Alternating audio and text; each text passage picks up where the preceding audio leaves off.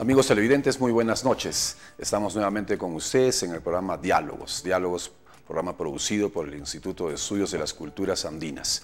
Y que lo que busca este programa es introducir en la agenda pública, en la agenda política, determinados temas de relevancia e importancia, vinculados fundamentalmente al tema de la interculturalidad, pueblos originarios, tema de territorio, tierra, descolonización, que consideramos que son sumamente importantes porque son digamos, el fundamento para hablar en el futuro de una sociedad intercultural, de un diálogo intercultural.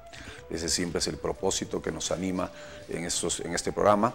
Y bueno, siempre los temas que tocamos, como se pueden ustedes dar cuenta, siempre van vinculados a este propósito, ¿no? El día de hoy, siguiendo ese propósito, vamos a tocar dos temas también vinculados directamente a lo que es pueblos originarios, el tema de derechos humanos. Es referido a los estados de emergencia, especialmente los estados de emergencia que se han dado en el corredor minero Apurímac, Cusco, Arequipa.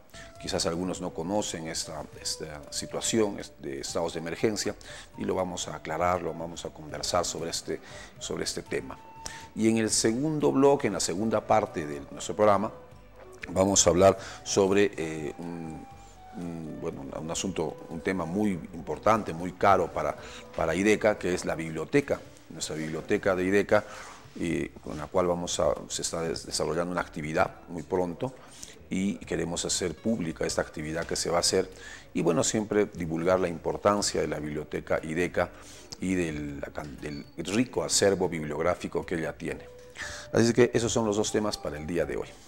Y inmediatamente vamos con el primer tema, pues el corredor, esos estados de emergencia en el corredor minero Apurímac, Cusco, Arequipa. Para ello hemos invitado a Julio César Mejía Tapia.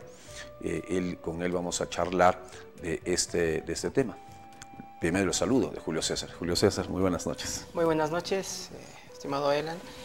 Justamente hoy día queremos en este breve tiempo conversar sobre los estados de emergencia que se han venido decretando en el corredor vial Apurímac, Cusco, Arequipa. Así es. Bueno, vamos a charlar y quizás lo primero que vamos a tener que hacer va a ser un poco explicar y orientar a la población de qué se trata, ¿no? Porque seguramente muchos desconocen de qué se trata de este corredor minero Apurímac, Cusco, Arequipa, ¿no? Y que siempre está en estado de emergencia.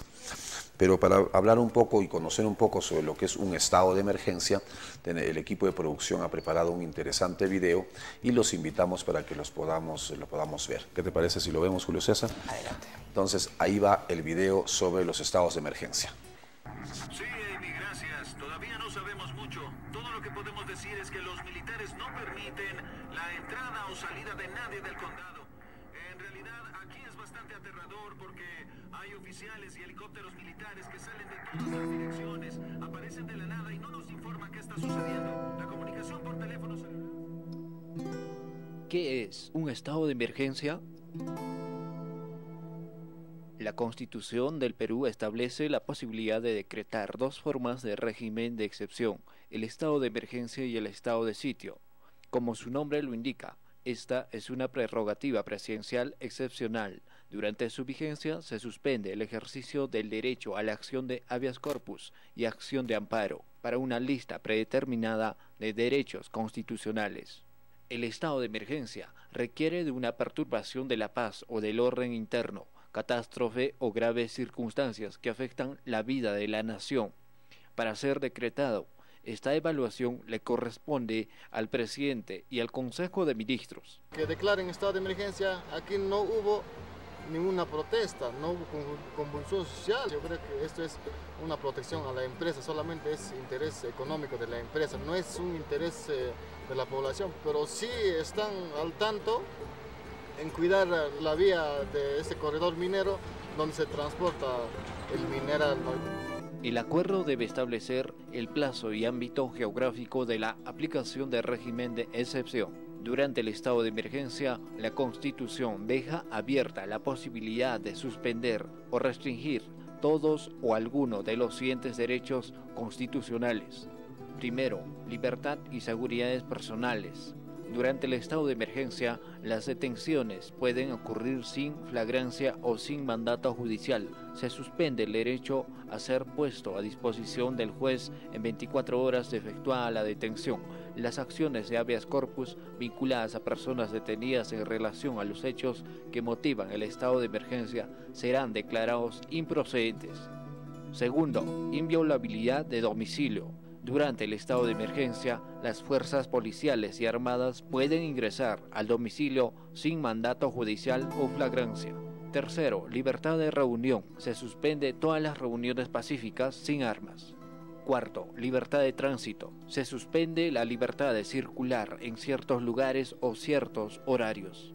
Un claro ejemplo es la declaratoria de emergencia en el corredor minero Apurímac, Arequipa y Cusco.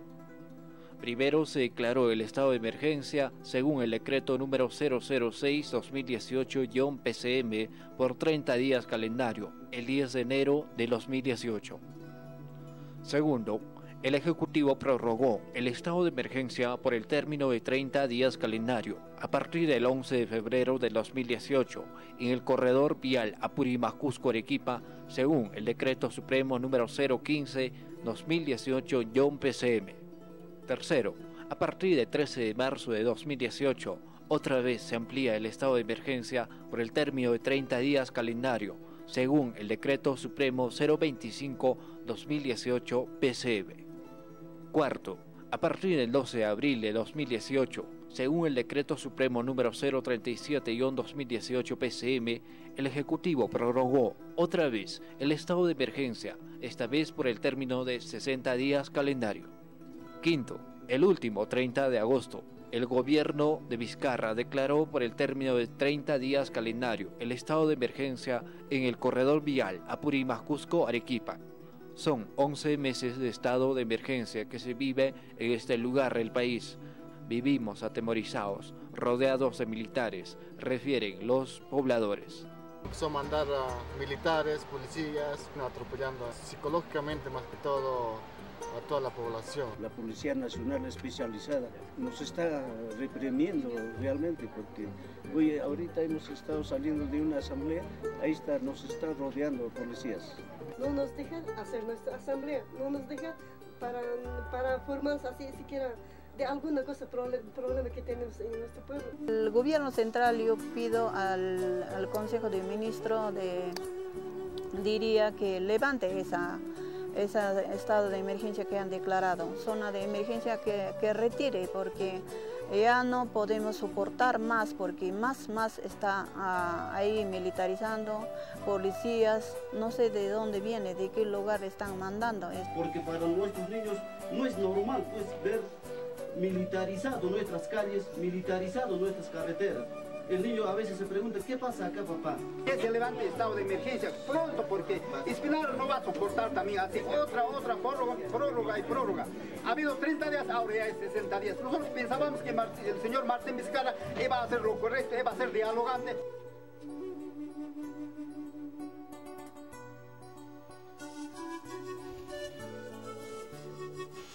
Hemos tenido una breve introducción al tema y introduciéndonos con lo que es un estado de emergencia, porque precisamente lo que hay es un estado de emergencia en este corredor minero, ¿no? Pero bueno, a Julio César, antes de hablar ya del estado de emergencia, sería bueno explicar a la población, porque en Puno no estamos muy quizás informados de este corredor minero, ¿no? Una breve explicación pedagógica, sencilla para que se entienda. Básicamente es un corredor vial, se debe entender, ¿no?, de la siguiente manera. En Apurímac existe un proyecto minero denominado Las Bambas, uno de los proyectos mineros más grandes que extrae principalmente cobre. Entonces, para poder sacar el mineral desde esa zona, se ha hecho una vía que pasa desde Apurímac, Cusco, hasta Arequipa, ¿no? Entonces, básicamente es una vía por donde salen los camiones que transportan el cobre desde Apurímac hasta Arequipa. Ese es un corredor. Hasta el puerto, ¿no? Claro, específicamente así. Bueno, es interesante esto, ¿no? Porque lo que sucede es que, bueno, claro, se trata de un corredor, ¿no? Como tú muy bien indicas, ¿no? Es una vía para trasladar el mineral, ¿no? Principalmente, sí. Y bueno, y ahora hablemos del estado, expliquemos un poco sobre el estado de emergencia, porque se supone que el estado de emergencia es porque supuestamente debe haber convulsión social, seguramente la población se pone en contra, y para evitar eso el Estado aplique el estado de emergencia, porque en realidad el estado de emergencia, tal como hemos visto en el informe que ha preparado el equipo de producción, es una situación muy excepcional, ¿no? Claro. Porque se recortan tantos derechos, o sea, no es pues no es nada grato, ¿no? No es habitual tampoco. Lógico. No debería ser habitual. Y no debería ser habitual. A ver, con respecto a este estado de emergencia. Claro, por ejemplo, aquí tengo el último estado de emergencia que ha sido decretado en el corredor vial Apurímac, Cusco y Arequipa, ¿no? Esto está regulado en el artículo 137 de nuestra Constitución. Como señalaba el video, se establecen requisitos para que un estado de excepción se dé, ¿no? Entonces, es una facultad que tiene el Ejecutivo con la aprobación del Consejo de Ministros y con la condición de dar cuenta al Congreso para que haga un posterior control político. Entonces, para que se dé, tiene que cumplir requisitos conforme a la Constitución. Por ejemplo, cuando uno lee el 137, establece: el estado de emergencia procede en caso de perturbación de la paz, 1, del orden interno, de catástrofe o de graves circunstancias que afecten la vida de la nación. Por ejemplo, aquí algo que siempre vemos es en las catástrofes. Siempre se declara cuando hay un huaico, una situación así, un estado de emergencia. Acá dice: esta eventualidad puede restringir o suspender el ejercicio de los derechos constitucionales relativos a la libertad, seguridad personales, inviolabilidad de domicilio, libertad de reunión, específicamente, y eso es un conglomerado de derechos fundamentales que se suspenden cuando se declara un estado de emergencia. Claro, ¿no? En realidad se trata de una situación, como se llama excepcional. eso, excepcional, le llaman a esos regímenes de excepción, ¿no? Sí. Porque en realidad se suspenden los derechos de las Sí. personas, ¿no? Uno tiene que estar, digamos, muy calladito, haciendo sus actividades. Puede la policía entrar a mi domicilio, ¿no? No puedo reunirme. Sí. Entonces tengo que estar silencioso, no debo hacer nada. Claro. Y eso es una vulneración a los... Claro, en el fondo no es que se vulnere, sino que el Estado tiene esa prerrogativa, ¿no? Con lo que tú acabas de decir, dadas esas circunstancias, ¿no? Claro, pero entendamos que al ser una facultad discrecional, no es una facultad que tenga que no motivarse. Es decir, cuando se decreta un estado de emergencia, primero tiene que motivarse el porqué del estado de emergencia. Claro, una razón fuerte. Fuerte. Otro sentido del estado de emergencia tiene que ver en que el Estado ya agotó todas las demás vías democráticas para solucionar el problema. Como es un estado excepcional, tiene que recorrer a última instancia él. Es decir, si yo tengo un conflicto minero en la zona, tengo que desplegar todas las medidas democráticas para solucionar. En sencillo, tengo que ir a hablar con la población, a ver por qué hay estos problemas en las comunidades. Ahora, algo interesante que hay que rescatar de todo esto es que, por ejemplo, ¿no? El último decreto dice que abarca todo el corredor vial, es decir, con una longitud aproximada de 482.200 kilómetros cuadrados, que equivale más o menos la ruta desde Apurímac hasta Arequipa. Es un tramo tan largo que no necesariamente todas las comunidades de alrededor a la vía se están oponiendo al proyecto, o tienen un interés, o tienen algún problema con el Estado. No son todas. Claro, o sea, eso resulta irracional, ¿no? Claro. Lo que acabas de decir es decir, porque claro, el estado de emergencia puede ser en una zona muy circunscrita, ¿no? Pero hablar de algo que atraviesa, digamos, 3 departamentos y que en el fondo es para proteger, bueno, me estoy anticipando, pero un poco es para proteger a la minera, ¿no? Claro, veamos, también se puede entender esto desde la siguiente manera. Una población ejerce su derecho a la protesta. Lo hace porque la minera no ha llegado a acuerdos idóneos con las comunidades, ha afectado su derecho al territorio, tiene miedo que se contamine el medio ambiente, entonces ejerce un derecho. Entonces, ¿el Estado qué hace? Para reprimir este derecho a la huelga, decreta un estado de emergencia. Pero ¿dónde está la...? Saltándose lo que acabas de decir, claro, haber agotado las vías democráticas antes de ir a la última instancia, claro, que es el recorte de los derechos, ¿no? Por eso es un estado de excepción, ¿no? Es la última vía que el Estado debe de recorrer para arreglar una situación como esta, ¿no? Porque el fin de un estado de emergencia es atender una problemática que está afectando la normalidad constitucional, o sea, que está afectando el libre desarrollo de una zona, ¿no? Donde todos convivamos, donde todos estemos conviviendo tranquilamente. Cuando se perturba el orden interno, entonces para solucionar esta perturbación se decreta un estado de emergencia. Esa es la finalidad, ¿no? Entonces ahora pongámonos a ver este punto. Es un tramo demasiado largo y dos para ser exactos, son las comunidades que han manifestado su desacuerdo con el Estado. Y a las demás entonces se les está restringiendo inconstitucionalmente sus derechos fundamentales. Puede ser que en las que estén reclamando hay una perturbación del orden público, pero en las demás. Claro. Entonces ahí está también la gravedad. Supongamos a la persona de pie, en algún momento podamos manifestar nuestra disidencia con el Estado mediante la huelga. Y generalmente decreta un estado de emergencia para toda la región de Puno. Pero supongamos solo es una zona alejada la que está haciendo, digamos, la huelga. Entonces a todos nos va a afectar. Eso es lo que está pasando aquí. Afecta así las otras comunidades no participen de la huelga, les está afectando. Y esa es una restricción inconstitucional de los derechos fundamentales. Así es. Bien, tema bastante sensible que estamos introduciendo, que estamos conversando, porque algunos pueden pensar que es un tema que no está vinculado a nuestra región de Puno, pero es un tema muy interesante y grave que se da en nuestros vecinos, ¿no? Nuestros vecinos, Apurímac, Cusco, Arequipa, en este corredor minero que se decreta el estado de emergencia, como estamos viendo, ¿no? No se agota, digamos, todas las instancias para que el gobierno, el Estado peruano, deba decretar ese estado de emergencia. Un poco que se huele que el Estado estaría pues favoreciendo a la empresa minera de Las Bambas y la protege de esa manera, ¿no? En realidad eso es lo que se puede suponer. Pero bien, vamos a seguir charlando de esto, un poco ver las consecuencias, las acciones que se están tomando a nivel de las comunidades, pero lo vamos a hacer luego de la pausa comercial.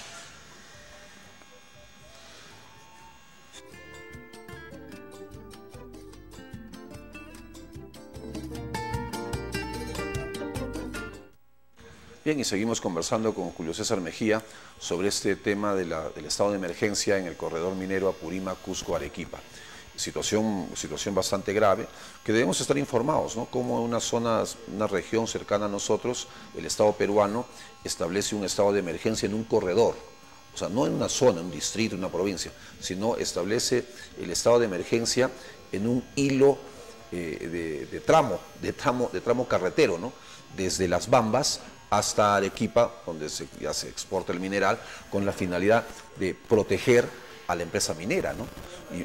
Es increíble, ¿no? Pero solamente eso pasa en el Perú, eso solamente pasa en nuestro país. El Estado protegiendo a la multinacional y llevándose de encuentro a las comunidades, el derecho a la protesta, la legítima oposición, si es que hubiese, ante los proyectos mineros, y también llevándose de encuentro el diálogo, ¿no? Porque tendría que, tal como lo mencionaba Julio César, tiene que agotarse otras vías para que se aplique el estado de emergencia. Julio César, con respecto a este estado de emergencia, conversábamos un poco que esto tiene antecedentes, ¿no? Claro. Hay antecedentes, o sea, eso no ha venido súbitamente, es un trabajo fríamente calculado que el Estado peruano, en pared con la multinacional, va preparando, ¿no? Claro. Explícanos esto. Antes de que se emitan los 5 decretos que declaran estados de emergencia, el corredor vial Apurímac, Cusco, Arequipa, se han emitido sí, más de 7 estados de emergencia en distintas comunidades, ¿no? Empezó, el primero fue en el año 2017 en la provincia de Cotabambas, Apurímac. Después se emitió uno en Cusco, otra vez en Apurímac, Cotabambas, Apurímac, Chumbivilcas, Chalyaguacho, han pasado así. O sea, como que el Estado va, digamos, aplicando. Claro, poco a poco, o sea, declara uno y comenzó después a hacer prórrogas, ¿no? O sea, emite uno en el 2017, de hecho, varios se han dado hasta el 2017, y el primero que se da en el corredor vial Apurímac es el 11 de enero del 2018. A inicios de este año. A inicios de este año. De ahí fue el 10 de febrero de este año, esa es la prórroga del primero. La segunda prórroga fue el 12 de marzo de este año. Hay una tercera prórroga que es el 11 de abril. Y ahora, el último decreto es del 30 de agosto, ¿no? Último, que ya está próximo de vencerse. Entonces, que seguramente nuevamente se tiene que prorrogar. Que seguramente, entonces, cuando uno ve que se han dado demasiados estados de emergencia paulatinamente y que son 5 los 5 últimos que se dan en el corredor vial, entonces uno se da cuenta de que ya está, el estado de emergencia está perdiendo su excepcionalidad. Se supone que, como dije, ¿no? Cuando el Estado emite un estado de emergencia, tiene que resolver el problema que está suscitando en el lugar. Entonces, si no lo resuelve, no está funcionando tampoco el estado de emergencia. O sea, no funciona. Está cumpliendo otra función, en realidad. Entonces, ahí, cumple otra función. ¿Por qué? Cuando uno revisa estos decretos supremos, uno se puede fijar, y yo no estoy mintiendo, uno va al diario El Peruano, dice que se fundamentan en los informes policiales. Qué interesante esto, ¿por qué? Los informes policiales, ¿por qué es interesante? Porque la policía del lugar tiene un convenio vigente con la empresa minera Las Bambas. Yeah. Entonces, si tiene un convenio vigente, uno puede cuestionar la objetividad del informe policial. Eso está aquí. Claro, las fuerzas policiales están sirviendo a la minera. Entonces uno da pie a interpretar esto, por 2 razones. Todos los estados de emergencia se han fundamentado en los informes policiales. Informes policiales que hace la policía que está en convenio con la minera. Entonces, se puede cuestionar la objetividad de estos estados de emergencia. ¿Y el Tribunal Constitucional qué ha dicho al respecto? Porque el Tribunal Constitucional supongo que no creo que ya también hasta el Tribunal Constitucional juegue en pared con la multinacional, ¿no? No, claro que no. De hecho, el 137 de la Constitución es desarrollado por varias sentencias del Tribunal Constitucional, ¿no? Que se enfocan primeramente por cuestionar la discrecionalidad.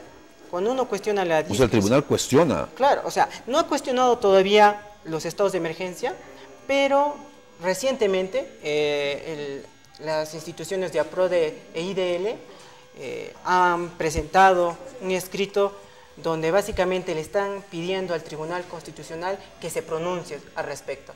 ¿Por qué? Como estos procesos de estos estados de emergencia tienen un lapso de tiempo, no pueden ser indefinidos. El plazo máximo son 60 días, ¿no? Entonces, se han venido dando constantemente. Y estas organizaciones han pedido que el tribunal se pronuncie sobre el contenido de estos estados de emergencia, sobre por qué no se está respetando la eventualidad, pero eso lo va a hacer recién. La noticia es del 10 a inicios de este mes, ¿no? Donde básicamente el IDL junto con APRODE están pidiendo eso al Tribunal Constitucional para que se pronuncie posteriormente. Ahora, estoy viendo todo este proceso, que los procesos judiciales demoran lamentablemente en el Perú y demoran demasiado. Un proceso de habeas corpus debe ser inmediato. Ahora, hasta que lo resuelva el tribunal, seguramente el estado de emergencia ya va a perder sus efectos y seguramente también van a prorrogarlo. Así es. Julio César, esta empresa de las Bambas es una empresa de capitales chinos, ¿no? Sí. O sea, es una multinacional de capitales chinos, y tal como nos decían en el equipo de producción, nos hacían la precisión de que ha pasado a ser de equipo de chino, ¿no? Claro. Antes eran capitales un poco más diversificados. Y lo que uno nota claramente, claro, lo legal está muy claro, pero lo que uno nota claramente es de que el Estado peruano, tratándose de que el Estado peruano es un Estado extractivista, ¿no? Y su política es una política extractivista, lo que hace es proteger los intereses de la empresa minera. Sí. Entonces, al proteger, como tiene que proteger los intereses de la empresa minera, lo que hace es generar este estado de emergencia o régimen de excepción en este corredor minero y protege sus intereses, claro, ¿no? Entonces, la población, proteste o no proteste, o sea, está inmersa en este estado de excepción, protegiendo el traslado del mineral desde las Bambas hasta la costa en el departamento de Arequipa.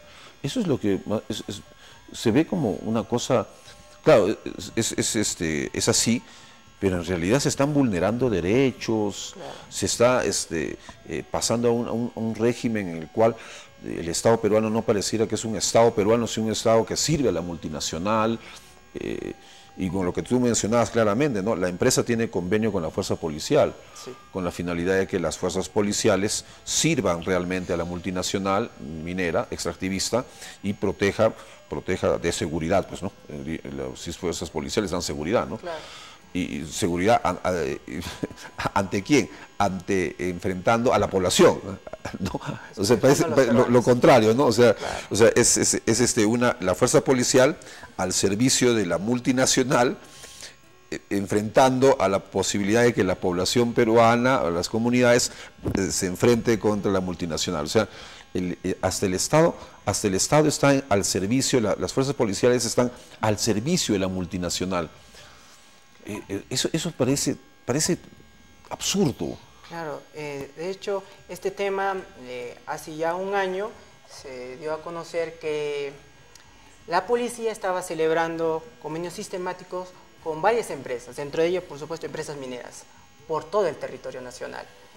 Y se da en un ámbito donde, por ejemplo, en Lima se discute el problema de la inseguridad, ¿no? Entonces, claro, la gente al principio no le presta importancia, pero después cuando se entera que la policía hace convenios con empresas, descuida obviamente la seguridad de los ciudadanos. Obviamente que al ciudadano de pie esto sí le debe interesar. ¿Por qué? Porque si la policía está sirviendo a la empresa minera para proteger sus intereses, ¿quién entonces nos protege a nosotros como ciudadanos? Entonces sí nos interesa también. Obviamente el tema de los estados de emergencia también nos interesa. ¿Por qué? Porque el Estado, nosotros tenemos que evaluar que el Estado no saque decisiones arbitrarias, que el Estado no suscriba, o que la Policía Nacional no suscriba convenio con las empresas y que nos proteja a nosotros, los ciudadanos, porque ese es su fin, que la Constitución ha establecido. Claro, en el marco de un Estado de Derecho, ¿no? Obviamente. Entonces, o sea, porque parecería, digamos, un Estado no de derecho, ¿no? Parecería un Estado, digamos, previo al Estado de Derecho, que es el Estado patrimonial, el Estado colonial, en el cual la soberanía, pues, no es la del ciudadano, sino la del soberano, digamos, el presidente, el dictador, que dicta, pues, decretos arbitrarios, contra esa palabra, claro, de manera arbitraria y digamos, a voluntad, llevándose en cuenta los derechos también del ciudadano, ¿no? Pero se supone que eso ya hemos superado. Se supone. Yo soy una de las personas que tiene pasatiempo, digamos así, de revisar puntualmente dos cosas. Siempre me encanta revisar lo que el Congreso hace cuando dice, declárese de interés, declárese estado de emergencia. O sea, cuando el Congreso, el Ejecutivo, simplemente saca normas porque sí. ¿Y cuál es su fundamentación? Que se supone que las normas deben ser de interés nacional. Claro, pero ¿cuál es su fundamentación? Básicamente su fundamentación es cuando uno te pregunta, ¿por qué haces algo? Porque sí. Y el Estado hace eso. ¿Por qué haces algo? Porque sí. Solo simplemente cita el artículo 137, se basa en un informe de la policía que tiene un convenio suscrito vigente con la empresa y es suficiente para decretar un estado de emergencia. O sea, no se da el espacio de motivar sus decisiones, de cumplir con los mandatos de la Constitución, de cumplir con todas las sentencias que el Tribunal Constitucional ha establecido. O sea, básicamente, por ejemplo, una muy importante es la sentencia 0017-2003 de una acción de inconstitucionalidad. Hay un fundamento 18 que desarrolla las características que debe tener un estado de emergencia. O sea, hay ya pronunciamientos en relación a los estados de emergencia, las características, cómo se debe citar, cuándo citar, el tiempo, suficiente doctrina, jurisprudencia como para que el Estado pueda hacer un verdadero estado de emergencia y no simplemente citar porque sí o porque quiere proteger un interés. O sea, como sociedad civil tenemos el derecho a cuestionar las decisiones del Estado. Y como usted lo dice, en un Estado de Derecho también es constitucional ejercer el derecho a huelga. Obviamente, es constitucional no estar de acuerdo con lo que el Estado nos propone para el desarrollo. Eso es constitucional. Si no nos oponemos a ello, no disentimos de ello, no hay democracia.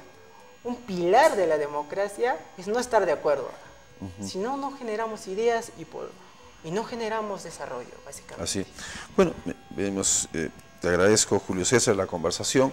En realidad, nuestro público un poco ya se ha tomado conocimiento de este interesantísimo caso y digamos preocupante de los estados de emergencia en el corredor minero Apurímac, Cusco, Arequipa, que en el fondo es la protección que el Estado peruano le da a la empresa minera de capital chino, Las Bambas, ¿no? El Estado la protege, se lleva de encuentro el Estado de Derecho, se lleva de encuentro la constitucionalidad, se lleva de encuentro la Constitución y la institucionalidad, todo por proteger los intereses del capital transnacional extractivista, ¿no? Y bueno, uno piensa que así de manera muy libre me voy a dar un pensamiento, eso es traición a la patria, ¿no?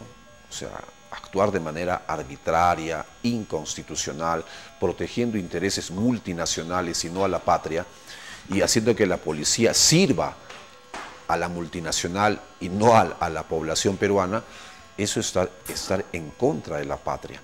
Cosas que suceden, son extremos a los que está llegando este Estado neoliberal, esta república neoliberal, que ya es alucinante a lo que estamos llegando. Nuevamente, gracias, Julio César, no será la primera vez, siempre vamos a estar charlando de temas legales, un poco aclarando estos importantes temas. Muchas gracias, Julio César. Gracias a ustedes, y simplemente decir que estos estados de emergencia son inconstitucionales y tenemos ya los argumentos. Hay varias organizaciones que ya han manifestado su preocupación por este tipo de estados de emergencia que vulneran, restringen inconstitucionalmente derechos fundamentales que se dan en un estado constitucional de derecho. Así es. Gracias por la oportunidad. No, sí, pues cómo se vulneran los derechos, ¿no? Claro, y acá cerquita nomás, ¿no? Todo esto es en este corredor, ¿no? Apurímac, Cusco, Arequipa. El traslado del mineral del cobre desde Las Bambas hasta la costa en Arequipa. Bien, un poco penoso y desagradable tocar ese tema, pero hay que estar al tanto de estos asuntos de interés nacional. Hacemos una pausa comercial y luego vamos a conversar de un tema mucho más cultural sobre la Biblioteca IDECA. La Biblioteca IDECA, que está al servicio de la colectividad, al servicio de los estudiantes, de los investigadores, un fondo bibliográfico, un acervo bibliográfico muy bueno y que lo recomendamos especialmente. Y de eso vamos a hablar en el siguiente espacio con Boris Blanco. Pausa y retornamos.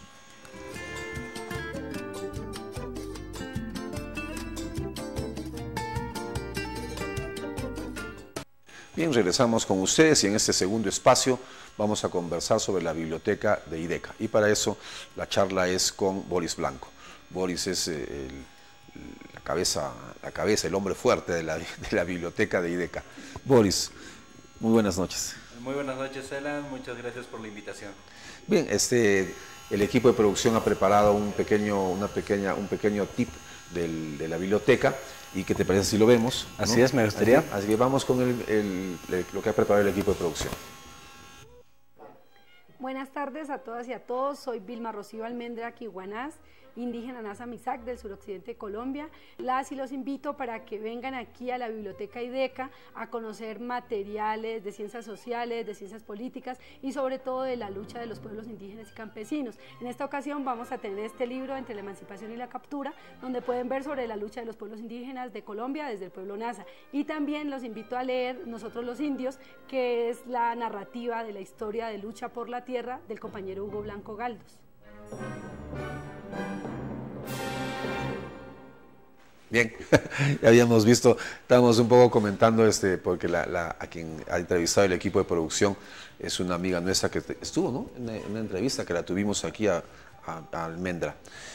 Bien, Boris, la biblioteca de IDECA, siempre hablamos de la biblioteca, pero quizás comenzar un poco a la población, al televidente, un poco el origen, ¿no? ¿De dónde se origina esta biblioteca? Si es IDECA es que directamente quien la ha gestado o hay un antecedente. Bueno, como bien sabemos, el Instituto de Estudios de las Culturas Andinas tiene su presente en el IDEA, el Instituto de Estudios Aymaras. Entonces, justamente el año pasado yo hablaba un poquito con Diego Irarrázaval, que fue su presidente por muchos años, y él me comentaba cómo se gestó esta biblioteca justamente, ¿no? Y él me decía que empezaron primero con sus propias publicaciones que compraban con un poco de dinero, pero que luego fueron cambiando por canje. Hicieron sobre todo con canje, y de hecho es muy grato encontrar textos que tal vez difícilmente son de acceso abierto, o mejor dicho, fáciles de conseguir, ¿no? Incluso muchas bibliotecas me doy cuenta que no, porque están en Ecuador, en Estados Unidos, textos que realmente dudo que sean fáciles de conseguir, incluso en el propio Perú, uno lo puede encontrar. Entonces, si vamos hablando un poco de la historia, es pues desde el 74, de 1974 que se crea el IDEA y que pasa a nombre del IDECA. Ya cuando se forma el IDECA ya se le denominó, ya se trabajó un poquito más para su especialización, ¿no? Para darle un poco más ese vínculo de trabajo científico que hay que darle, ¿no? Todo este trabajo bibliotecólogo.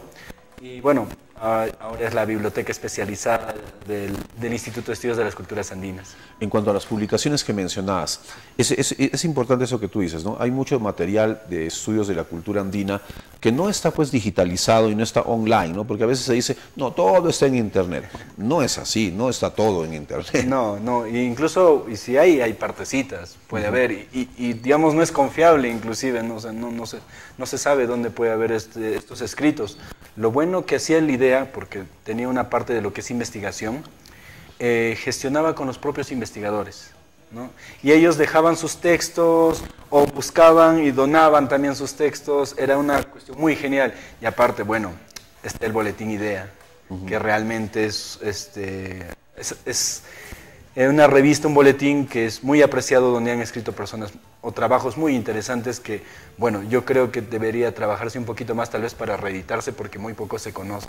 Así es, ¿no? Lo que acabas de decir muy importante, del boletín IDEA amerita una reedición, sí, ¿no? En un formato un poco más actual, ¿no? Con un poco más interesante, más elegante, ¿no? Es las publicaciones. Y otro asunto que tiene que ver con el acceso, la posibilidad de que los investigadores, los estudiantes universitarios, los tesistas, ¿no? Que son quizás a veces los que más usan las bibliotecas.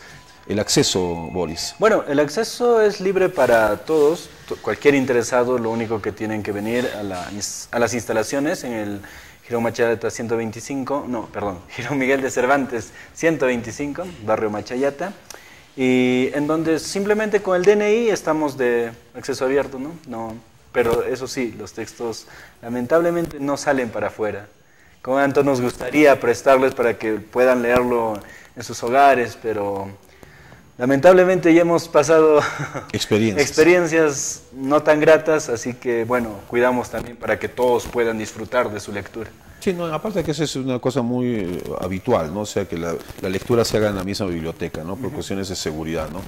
Bien, pero bueno, tenemos una actividad que la biblioteca de IDECA está organizando y que sería bueno que la anuncies, ¿no? Hoy día.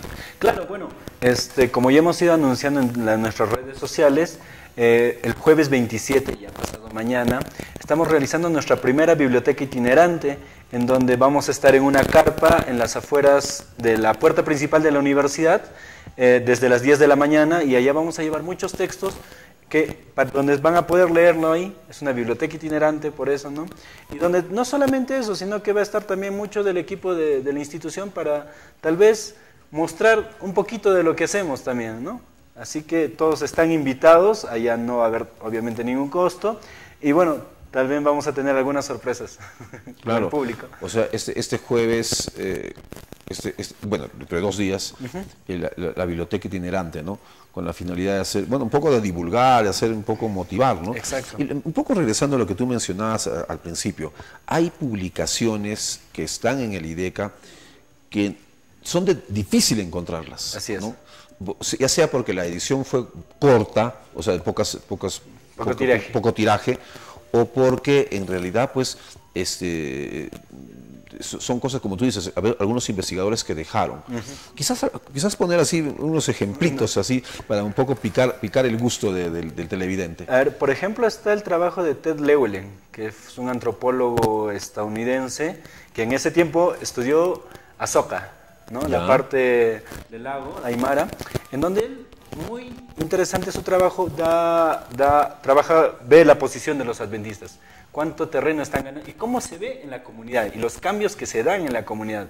Bueno, este trabajo de hecho está en inglés, nunca ha sido traducido, lo ha hecho para su tesis doctoral, pero también ha hecho otros trabajos, el mismo autor, sobre ya con una mirada de Max Weber, ya un poco más teórica, pero sigue sobre Soka. Ahora, en la parte histórica, por ejemplo, está el trabajo de la tesis doctoral de... fue ahorita el nombre.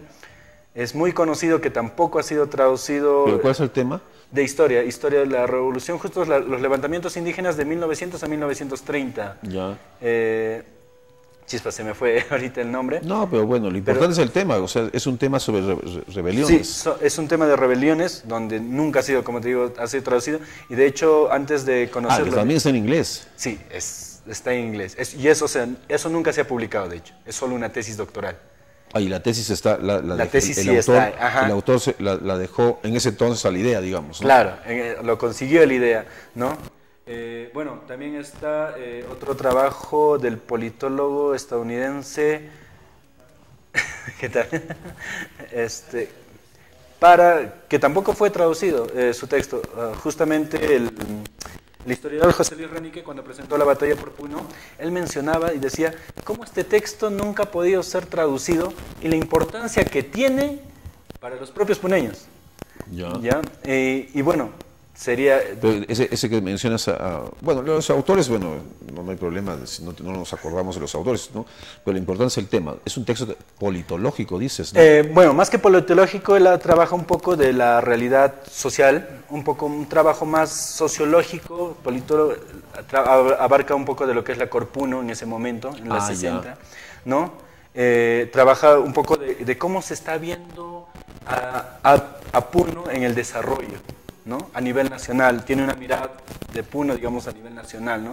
Es un trabajo bastante interesante que, como lo digo también, y tristemente, no ha sido traducido al castellano. Pero bueno, ahora pues los muchachos aprenden ya el inglés, ya incluso algunas escuelas en la universidad tienen el requisito de que se tiene que ya egresar con el dominio del inglés. Pienso que no habría problema de que algunos muchachos de la universidad puedan, ¿no?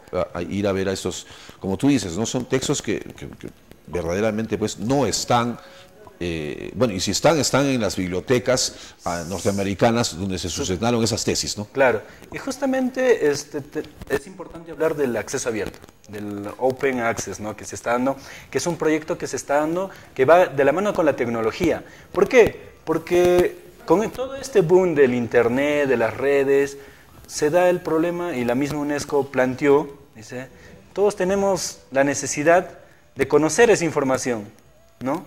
Pero hay revistas, como bien lo sabemos muchos, que es de costo y cuestan muy caros y que su alcance solo se dan para algunos. Entonces, ¿de qué hablamos, no? Si se supone que debería ser la información para todos.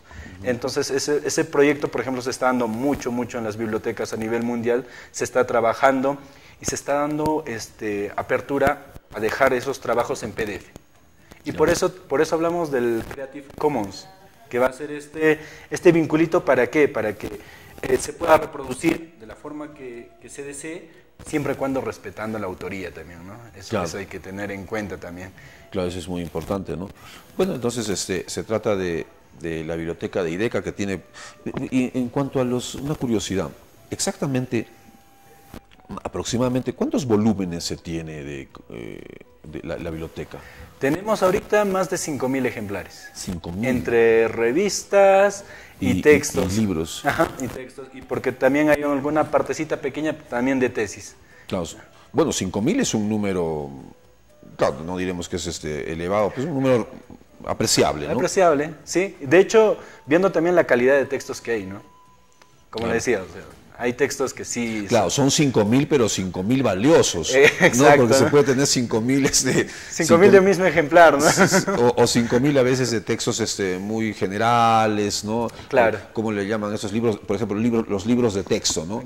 Puede haber muchos libros de texto, pero en realidad no. Son fundamentalmente investigaciones. Exacto. ¿No? Lo que se tiene. Sí, son investigaciones serias. O sea, yo realmente cuando entré y asumí toda la responsabilidad, me quedé muy asombrado por toda la magnitud que se tenía, porque de hecho era un horizonte más que nada, no solo para el andino, sino era una visión tal vez ir más allá, un conocimiento de la cultura japonesa, de la cultura oriental, de la cultura asiática, africana, textos en alemán, en aymara, en quechua. Es muy genial, de hecho, o sea, pensar toda esa producción que se tiene ahí. Claro. Y lo que estamos diciendo, ¿no? Son 5.000 textos y fundamentalmente investigaciones, ¿no? Sí, sí, así es. Bueno, así es que el día jueves... desde las 10 de la mañana. Desde las 10 de la mañana en el frontis de la universidad, la experiencia de biblioteca itinerante, ¿no? Así es. Donde, bueno, todos los, en este caso más que todos los universitarios, ¿no? Estudiantes universitarios, tesistas, profesores, pueden un poco ir viendo lo que se tiene. Claro. Y también un poco picándoles el gusto para que vayan a la biblioteca. Que ¿no? tanta falta nos hace tal vez. Así es. Bueno, es un aspecto muy importante, ¿no? Eso de la investigación, el aspecto de la lectura de textos de especialidad, lectura de textos de investigación, ¿no? Y hace esa mención que hice, esa diferencia entre un libro de texto y un libro de investigación. Un libro de texto es a veces el que nos dan en la universidad, ¿no? Con resúmenes, ¿no? Pero un libro de investigación es verdaderamente una investigación de campo, una investigación de trabajo. Y esos son fundamentalmente los libros y las publicaciones que tiene la biblioteca de IDECA, ¿no? Ese es un plus de diferencia, de calidad que tiene esta biblioteca de 5.000 ejemplares. Bien, muchísimas gracias a Boris, espero que no sea la primera vez, vamos a seguir charlando un poco de la biblioteca y llegamos así al punto final de la edición del día de hoy. No se olviden que mañana a las 9:30 en Radio Pachamama hablemos de nuestro mundo, nuestro programa radial, y vamos a tocar también los mismos temas que hemos tocado el día de hoy, se tocan el día de mañana en nuestra versión radiofónica, que es más de alcance regional. Muchísimas gracias y nos vemos la próxima semana.